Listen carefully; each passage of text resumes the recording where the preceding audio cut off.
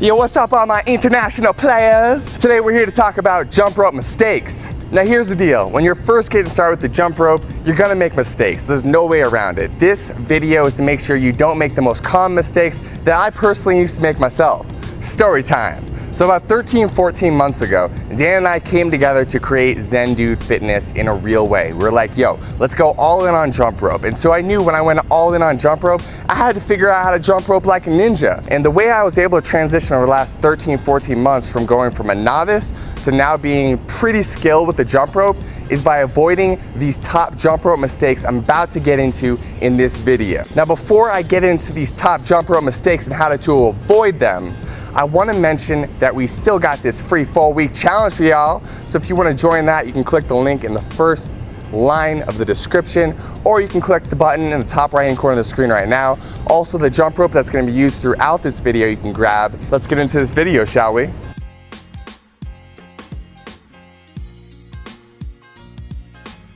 All right, the first thing we're going to start off with is where you're holding the jump rope. A lot of people don't talk about this, but it's extremely important. And so we're going to dive deep into where to put your hands on the rope right now. And so you can see here, you have very little control if you're grabbing the bottom of the jump rope. The rope is loose and it makes it harder to do tricks or just get into a good rhythm.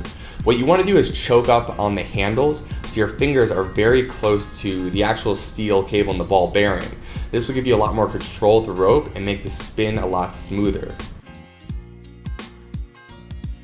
Next, we just want to talk to you about the importance of having a good, high quality jump rope. There's a lot of jump ropes out there and a lot of really inexpensive ones. And the reason why we talk about the cross rope so much is because it is the highest quality rope out there and it does make a significant difference in your ability to jump rope with more skill and your ability to jump rope, period. So the next thing we're going to cover here is a very subtle example of what it looks like to have your wrists too far apart. And so you can see here, when your wrists are too far apart, when you try to do tricks, for example, the crisscross, you end up tripping over the rope because it's spread too long, right? And so that means there's not enough depth on the rope to be able to make it underneath your feet. And so you can see here, it's very evident that if your wrists are just a few degrees closer to each other, so you're bringing as you can see, I just demonstrated there, you're actually bringing your wrists closer to each other, it's easier to do crisscrosses, it's easier to just get more fluid with the jump rope and be able to get a consistent rhythm with what you're doing. And so a beginner mistake a lot of people make is they have their wrists too far apart, so they trip over the rope. So just remember, whenever you're doing any tricks, bring your wrists just a little bit closer together and it's going to feel a lot smoother for you. Next thing we want to talk about is having just straight up good posture when you're jumping rope.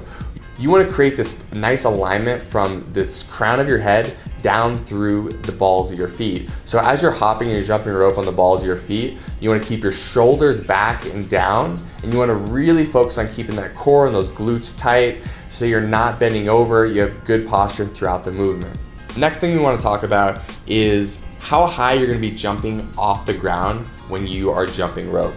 And so a lot of people when they first get started try to jump high in the air so they don't trip over the rope, but really that's the opposite of what ends up happening. When you jump higher in the air, a lot of times your hands come up, and so when your hands come up, you are also bringing the bottom of the jump rope up and you end up tripping over the rope. When you come just in a half inch or an inch off the ground, you have much more control. You're able to spin the rope more smoothly and your body isn't flailing around all over the place, and you're controlling this movement. The final thing I want to talk about is just your ability to get into a flow state while you're jumping rope. If you're really self-conscious about yourself and you're worried about tripping up or people see you tripping up, just let all of that go. All that, worry about like messing up or like not, getting as good as you want to, as fast as you'd like to, like don't worry about that stuff. The whole point of jumping rope is just to take care of yourself. So the fact that you're even doing it is a win in itself.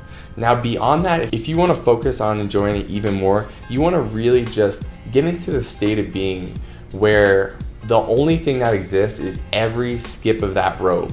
And so you want to even close your eyes sometimes and focus on just the movement of that rope. Or if you're listening to music, just the beat as every beat drops. And so put yourself in a state of being where you're completely present and you're gonna get better at jump rope so much faster.